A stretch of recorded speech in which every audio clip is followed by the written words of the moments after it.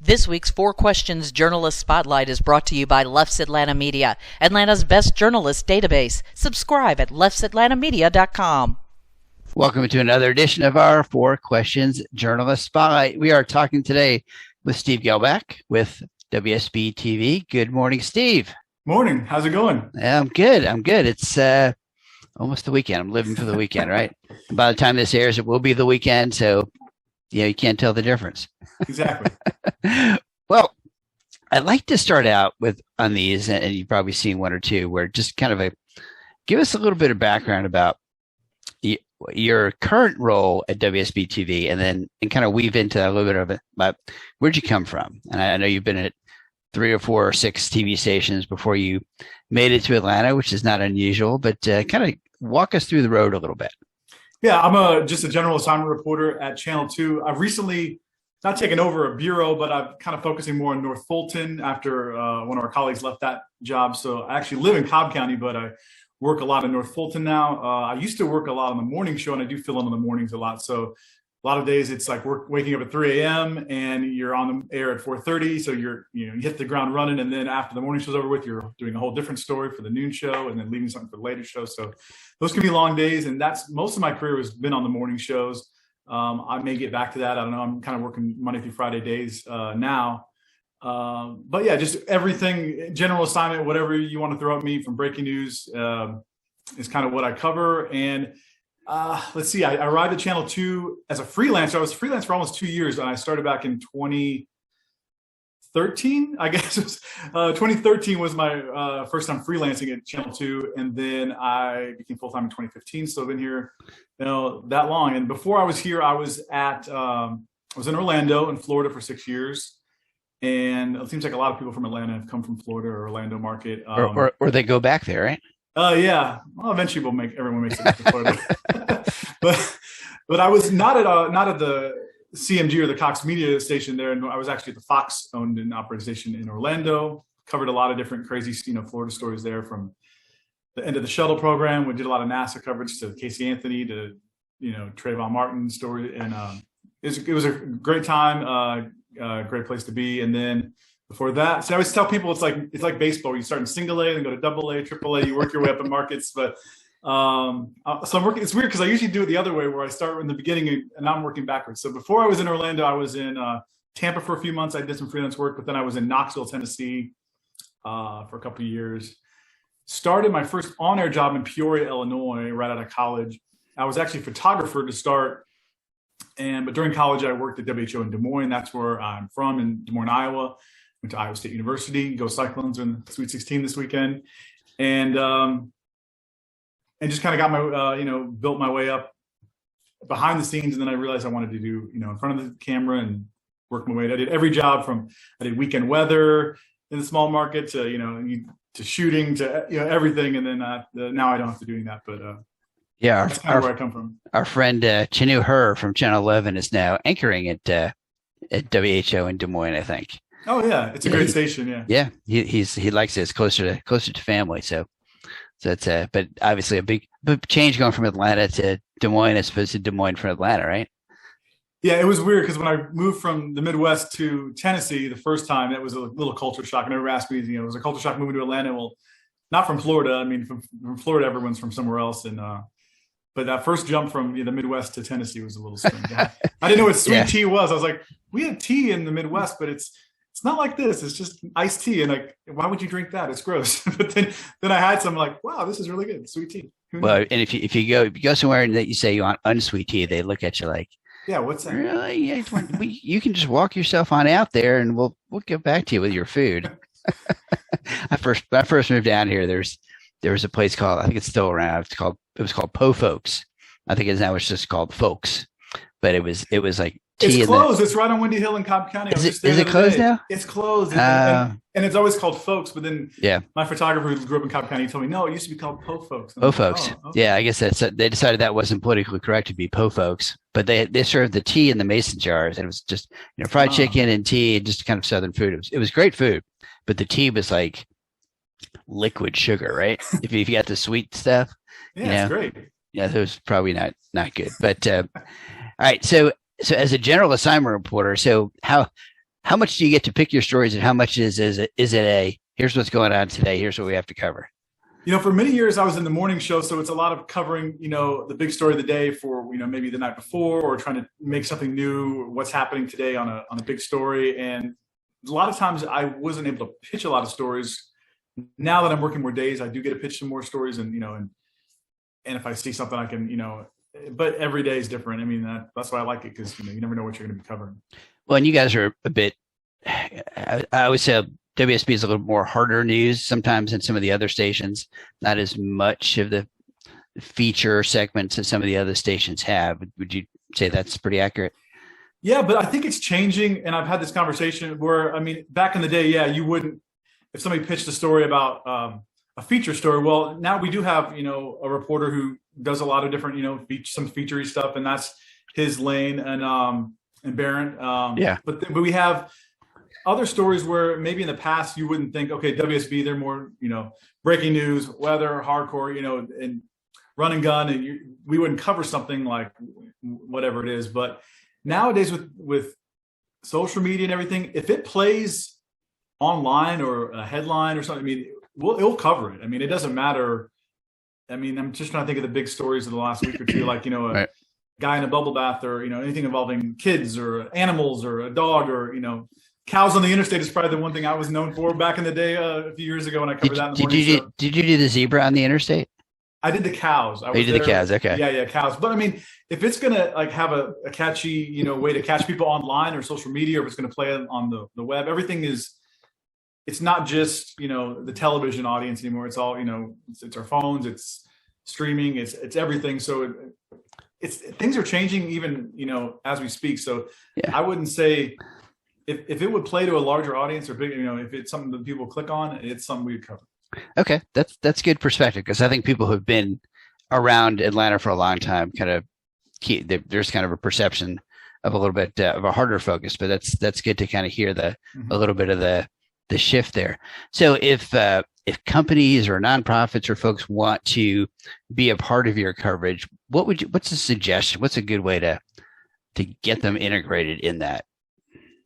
I get tons of pitches and emails, and it's just a lot of times it's swipe, and I was trying to think about this question, and sometimes for us, it's either really wide or it's really narrow. Like it can go from the very narrow, like you focus on one person, one character, you have an example of the story, and then you can make it into a broader issue, or it's you're trying to take a bigger issue, it can be even larger. And I think sometimes even the pitches we get, obviously, if it's a story you want covered, we want to find that character or find a way to localize it or find a way to humanize it. And sometimes that's difficult when we're going to talk to an expert on this story. Well, some days it could just be easy as going and finding, man on the street interviews of, a person, drivers who are impacted by this, new thing, or gas prices. But if I can find an actual person who's impacted, or a character, someone who, and if like on your side of the things, on the PR side, if they have that person or an actual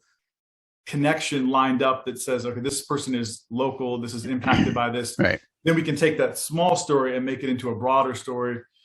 Or maybe there's a broader story and we can focus it down on something more local. Because I've gotten, like a pitch today, I was like, something I did click on that I wouldn't have clicked on. Let me see. I was going to use this example. Like the headline of the pitch or the email was joint pilot study targets pregnant members with diabetes. And then that's all I could see. And then at the very end, it said in Georgia, joint pilot study targets pregnant. That's not something I would normally click on. But once you read down, it's like, okay, well, there's a thing about customized meals that is actually helping pregnant mothers with diabetes. And if it was more of like a pitch about, local pregnant mothers, at risk are being helped by a local program or what, there's ways to frame it where things where we would more likely cover something. Because who's going to want to click on it, like joint pilot study of moms, I would rephrase the headline to the benefit, moms, program helps moms with diabetes, Georgia moms with diabetes or something. And kind of the study part is that part to the right that you can't see until you swipe to the right. Yeah, sometimes I think we get ideas that are more national, or it's like a national study or whatever, or we have an expert who's not from here, but if we can find some way to localize it and like narrow it down, we, you know, that I think that we're connecting some way, but it's also about the viewer benefit. Like you said, I mean, it's trying to find that what is the bigger issue that will connect with people that will want to watch. I mean, and I want to make it more relevant to everyone. Like if I go to do a story, like I did a story in Peachtree Corners where they're very, you know, forward in their automation and, you know, vehicles, and people come to test cars there, and I can do a story about their little, you know, whatever they're rolling out at that minute. But the bigger story is, hey, this is pretty cool because we could all be driving automated cars in the future, and like, let's take it bigger and make it even bigger than the little tiny story. Or I'll take your big story and I'll make it even tinier and focus it on one person. So, I mean, that's kind of that's where I come from things. And obviously I know you guys are covering kind of local aspects of the war in Ukraine. So I know there's lots of folks who are trying to help with that. Either Ukrainians who are here in Atlanta or just folks who want to help in some fashion. So I've obviously seen a lot about that kind of stuff on your air as well. That's a great example, because normally you would think, well, why would any viewers care about what's happening over there? I mean, but actually now people, maybe it is because of, you know, the information's all out there, but people locally care about that, and it makes people watch. And if it's going to get viewers to watch and care about something over there by localizing it, then they're going to do it. Otherwise, you probably wouldn't do a story about this local Ukrainian restaurant in Midtown, right? Exactly. Yeah, but today you may be. Not that there is a Ukrainian restaurant in Midtown that I know of, but somebody was asking somebody was asking me about that yesterday. Is there a Ukrainian restaurant? I was a reporter I was doing a story with, and he's like, yeah, I want to do my stand-up. Is there like a Ukrainian restaurant I can do this with? I was like, I don't know. Just go to the law school over at Emory and do it from there. That's a good spot. But we couldn't think of a Ukrainian restaurant off the top of my head. I probably could have Googled it and found it a little bit. But all right, so this is the hardest question. People was like, this is the stumper. So what is the coolest thing about Steve that people might not know about? I have an identical twin brother. And so there's two of me out there. He's never appeared on television, but you say that, but maybe he has and we just don't know it, right? Actually, my first job when I did weekend weather in a small market, people were like, you should put him in a suit and tie and bring him on and, you know, put him on the desk, or, you know, put him out in front of the green screen or something. But no, he's a business owner and a school board member in Iowa, in a suburb of Des Moines, back where we're from. So you could have some fun with that. You come visit, and you could have him do a stand up with your brother standing there, and we do look enough alike. I mean, but yeah, now you got me thinking. Like, okay, what can we do that? We could, you know, our Steve Gehlbach went to Iowa today to cover the story. Yeah, and But see, I'm the much better looking twin, and the more modest as well. There you go. All right, so lightning round here. So, last book you've read, or the last podcast that you've listened to? Oh, geez, I listen to podcasts all the time. I mean, when I'm out doing stuff, and I don't. My wife says I don't read books. I say I do because I listen to them on Audible. So I listen to books when I'm out doing stuff. Podcasts. I listen to a lot of true crime podcasts. You know, like the AJC one, and Truth and Justice is one that kind of spawned out of Serial, and I listened to a lot of that. That's the last podcast I probably listened to. Okay. Last book, there's a crazy book I listened to from David Goggins. I don't know if you know that name, but it's called You Can't Hurt Me, I believe the book is called. But it's a great Audible listen because there's like a narrator of the book, and then every chapter, like it's kind of like he comments on it, or they do an interview kind of like this where he extemporaneously talks about what happens in this. So it's a really cool Audible book. But David Goggins, he's like a former Navy SEAL. He's like an ultra marathon athlete. It's just you never thought you had any mental toughness issues, you just got to read that book. It's crazy. You know, I don't seem to have enough time lately to listen to audiobooks. I have like a half hour, 45 minutes to the gym in the morning, but I keep trying to find podcasts. All right. Last movie you've seen in a theater. That's the trick question. Oh, theater. I just saw one. What did I see? I can't remember. We'll come back to that. We'll come back to that. Okay. All right. Favorite local restaurant. Yeah, this is simple. I'm not fancy. Just give me Texas Roadhouse. Ever since I've never had a bad steak at Texas Roadhouse. That's a good one. There's one right by my in-laws' place, and just want to get a steak, potato, beer, no fancy wine. Just that's if anyone gives me, like my family gives me gift cards or whatever, it's always Texas Roadhouse. That's where we're going. All right. Favorite guilty pleasure? I don't. Something. I mean, like thrift stores. I always will stop at a thrift store. Like I like stuff I wear on TV. I buy at thrift stores. Like I mean, you go to the fancy ones. Like I used to live in Buckhead, and like go in and find where the rich people live and what they throw out. And that's good. Yeah, but I love going in and treasure hunting and looking for stuff. All right. Favorite, what's a good local getaway place you like to go to get away from work? You know, I haven't been there in a while. I said getaway. I was like thinking of like places to go stay. But out in Stone Mountain, nobody knows about it. On the backside in Stone Mountain Park, there's a Marriott resort called Evergreen, and it's really nice. And my wife and family went there. If we had to go somewhere locally, I'd say, just in town, that would be, you know, somewhere to go check out, because you have all of the stuff in Stone Mountain. You can bike, you can hike up to do all the activities there. Stone Mountain's got Evergreen. Stone Mountain's got lots of little places you can go. There's actually on the back side, if you go all the way around the back, there's what do they call it? It's like the butterfly field or something like that. It's there's an area you can walk back there. You can't bike or take dogs back there, but there's deer back there, and they let the grass grow really high, and there's birds. It's pretty cool, but it's called Butterfly something. Anyway, see, it's all the way on the back. All right, favorite non-work hobby? Golfing, probably. I'm a big golfer. I always golf. But yeah, it's pretty simple. Okay, and we'll circle you back to last movie if you could think. Okay, I'm still thinking. It was in the theater. I went by myself, and I normally don't go to a movie by myself. And my daughter didn't want to go. I remember that. She's almost 14 years old, and she doesn't want to hang out with her dad. What's your movie genre taste? Superhero movies or? No, I was going to go see Batman recently. I just never get to it. I love all the mystery, suspense, thrillers. Have you seen Death on the Nile? No. Yeah, it's in theaters. I want to see that. That was in the previews for the movie I last saw, and it looked really cool on the screen. Whatever that movie was, yeah. I can't remember what it was now, but it was good. All right, if you think of it the next day or two, just shoot me a note, and I'll edit in a little graphic. This is the movie that Steve can remember was. I'll have to go back and look. I'll have to go look at the recent movies and Ice Age 4. No. Yeah, no, that wasn't it. No. People ask me sometimes, have you seen this Disney movie with the princess? I'm like, I had boys. I think we didn't see any of the Disney princess movies, but we saw.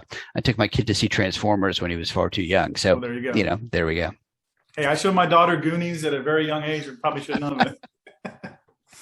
I did do that once. We were watching the original Terminator movie with one of my kids, and there was an adult scene in there that we forgot was in there, and like, cover your eyes. Yeah, that's a problem. I'm trying to go back and give my daughter an education in some of the classic 90s, action movies, and then you just forget, like, oh wait, I forgot that was in there, or like, oh yeah, he gets his head blown off. Sorry about that. Well, when my older kid went to college, I sat him down. It's like, oh, we got to watch Animal House. It's a classic college movie, and we were watching. It's like, this is not that funny. It's like, what do you mean it's not that funny? It's one of the best movies ever. It's like, I just whatever, Dad. Like, okay, Jack, I failed as a parent if you don't like Animal House. Yeah. All right. Anything else about Channel 2 that we haven't talked about that would be good for folks to know? I mean, I think it's just everything's moving just to all platforms. I mean, it's not just about the TV anymore. That's kind of the biggest thing. We're in a new world of streaming, and I think Channel 2 is trying to be that, cutting edge and trying to create ways of, I think you'll see in the future different ways where we're focusing more on that streaming and over the top stuff, and and wherever you're going to get your content from, it's not just going to be the television, and there's a big focus on that probably in every station. But I think you'll see a lot, hopefully, in the future about new innovative ways to grab those other audiences and just kind of across everything, because we want to be the source for whether it's information. You want to know what's going on in your community, you can turn on your TV at night, but you can also tune on look on your phone, get anything mobile device or Roku or Amazon Fire, all of the, as I say, the over the top aspects of getting the news too. Well, great, Steve. I appreciate it. I promised you 20 minutes, and that we are hitting our mark. So I'm going to let you go. So this has been another edition of our 4 Questions Journalist Spotlight. Steve Gehlbach, WSB TV. Find him Monday through Friday on, let's see, are you on probably the 4 o'clock, 4, 5, and 6. There we go. Right. Make Thanks, make Mitch. your appointment, set the DVR, watch Steve. Thanks, Steve. I appreciate it. All right. Thank you.